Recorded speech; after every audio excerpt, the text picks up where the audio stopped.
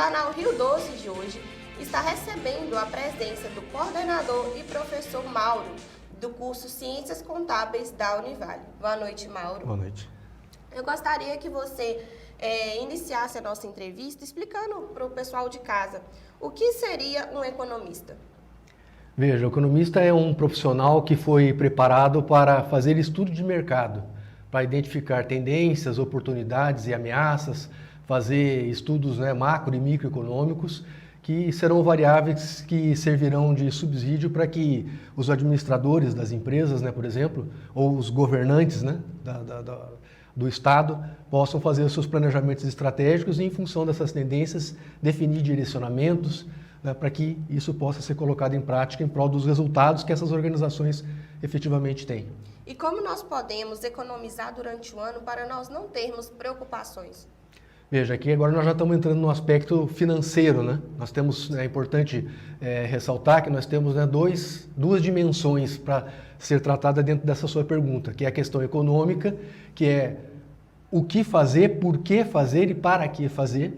E em todas essas ações envolvem a parte financeira, porque o mercado funciona na medida da troca de serviços e produtos por dinheiro. Então, é importante que a gente consiga ter esse disciplinamento para seguir um orçamento. Acabamos de falar que o economista e a ciência da economia tem essa propriedade de dar essa perspectiva de mercado para que as pessoas, os profissionais, possam então, a partir dessas tendências, definir o que fazer. Então, na medida que você tem um caminho para seguir, uma direção para seguir, você tem condições de montar um orçamento, baseado no qual você vai conseguir projetar o que vai entrar e sair de dinheiro do seu fluxo de caixa.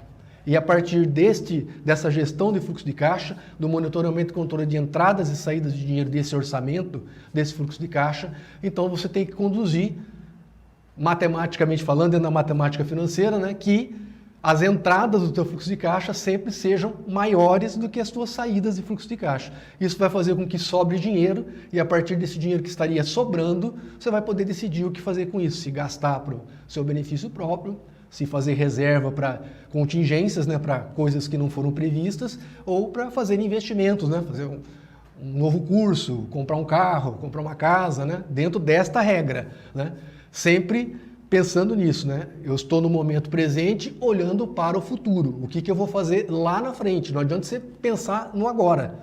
Agora já era, Então você tem que ter esse condicionamento, esse disciplinamento, O que eu vou fazer lá na frente? Para que do momento presente até lá na frente, no futuro, quando você quiser fazer aquilo que você quer fazer, você efetivamente esteja preparado financeiramente para conseguir executar aquilo que você está planejando. Sim. E quais são os principais impostos de início do ano? Isso é uma preocupação séria, Um dos principais elementos de saída de fluxo de caixa, como eu expliquei para você anteriormente, são justamente os impostos que são cobrados pelas suas instâncias já logo no começo do ano. Nós estamos falando aqui em nível municipal do IPTU, e que no caso aqui de Governador Valadares, nós também temos a taxa de lixo, que é cobrada separadamente, mas também entra nessa questão tributária, Imposto é um tipo de tributo, tal como taxa é outro tipo, e além disso a gente tem as contribuições também. Então, além do IPTU, que é um imposto, que é territorial, se você tem um terreno, mas ainda não está usando esse terreno para construir alguma coisa, mas ele poderá ser também um imposto predial, se você já construiu alguma coisa e essa edificação está sendo usada para algum benefício para a sociedade. Então, em nível municipal são esses dois tributos. A gente tem agora, a partir do mês de março, em nível federal, a questão do imposto de renda, para as pessoas que têm uma renda que está dentro da faixa prevista para início da cobrança do imposto. Então, a partir de março, a gente tem esse tributo também. E em nível estadual, um imposto que é mais comum da gente se preocupar agora, em nível de saídas e contas a pagar do fluxo de caixa, é o famoso IPVA, que é um imposto sobre a propriedade de veículos, que também precisa ser pago para que o contribuinte esteja em dia, né? Cumpra com as suas obrigações tributárias em função dessas propriedades que ele tem, né? Então, basicamente são esses os tributos, né, que mais afligem, né, as pessoas nessa época do ano, né, e precisa, lembra que eu expliquei, né? Se você tem, né, esse costume, né, orçamentário, você sabe que lá em janeiro você vai ter esses tributos. Então, você antecipadamente tem que fazer as suas devidas reservas, né? Porque o que acontece? Vamos falar aqui das pessoas normais, dos trabalhadores, né, que recebem salário, né?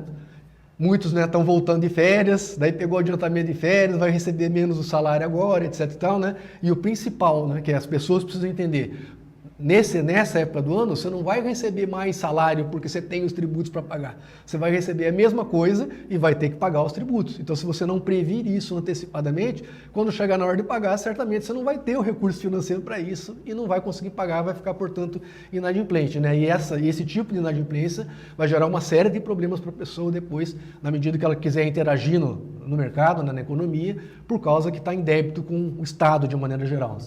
Mauro, agora nós vamos para um breve intervalo e já voltamos Ok. com a nossa entrevista.